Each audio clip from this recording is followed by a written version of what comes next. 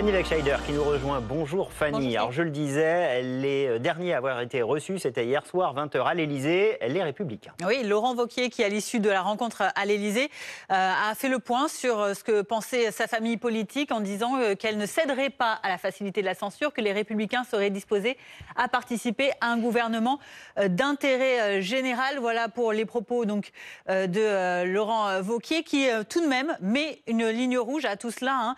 L'exception qui donc serait qu'une hypothèse d'un gouvernement qui mettrait en œuvre le programme du nouveau Front populaire ou intégrerait des ministres de la France insoumise. Voici donc la ligne à ne pas franchir selon Laurent Wauquiez qui précise que les Républicains de toute façon prendraient leur décision une fois connu seulement le programme du futur gouvernement. Voilà pour les Républicains. À gauche, pas forcément simple de s'y retrouver. Il y a ceux qui ouvrent la porte, qui la ferment complètement. On en est où ?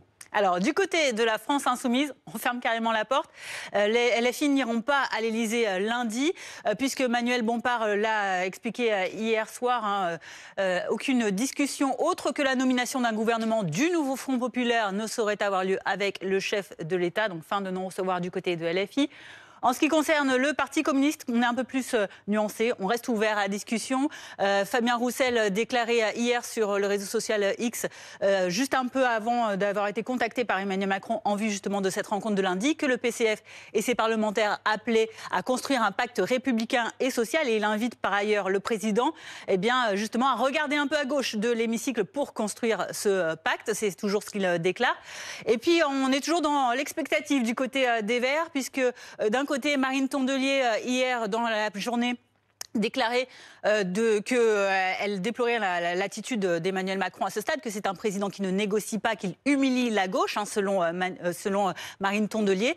Mais tout de même, par communiqué, un peu plus tard dans la journée, on a appris que les Verts envisageaient tout de même de donner une réponse après consultation. Alors à savoir quand, on attend ça dans les heures qui suivent. Dans les minutes, peut-être même. Merci beaucoup Fanny Wegscheider pour ce récapitulatif. François de Rugy, bonjour. Merci beaucoup d'être avec nous, d'avoir accepté notre invitation. Vous êtes conseiller régional des Pays de la Loire, ancien président de l'Assemblée nationale, ancien ministre. Merci d'être là. Elisabeth Pinault, bonjour, ravi de vous accueillir. Bonjour. Vous êtes correspondante à l'Élysée et à Matignon pour l'agence Reuters. Charles Sapin, éditorialiste pour BFM TV, journaliste politique au Point. Merci d'être avec nous. Et puis Stéphane Zumsteeg, bonjour, directeur du département politique et opinion à l'Institut Ipsos.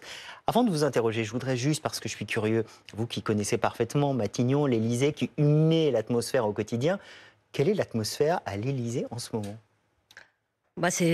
C'est difficile, quel contraste. Tous les yeux du monde entier sont braqués sur Paris, capitale d'un pays sans gouvernement. Donc on a d'un côté ce pays sans gouvernement, cette crise politique majeure complètement inédite, quasiment dans la Ve République, et puis Notre-Dame et Donald Trump qui se trouvent à Paris. Donc évidemment, je pense que Emmanuel Macron et tout le monde est partagé entre ces deux sentiments de fierté, que tous les yeux soient braqués sur la France qui reçoit Donald Trump, et ce n'est pas rien comme signe diplomatique. Et puis cette crise majeure, bien sûr, c'est de l'inquiétude, de la compréhension. Voilà, c'est quand même à l'image des Français, il y a un peu de sidération, de consternation, d'inquiétude, et puis comment s'en sortir, voilà, comment ne pas poursuivre dans cette impasse, parce qu'on est presque dans une impasse. Votre résumé de votre journaliste était quand même assez intéressant. Alors, on va voir ce qui se passe du côté des socialistes, c'est le seul espoir de débloquer les choses, mais enfin, il est mince. On va tirer tous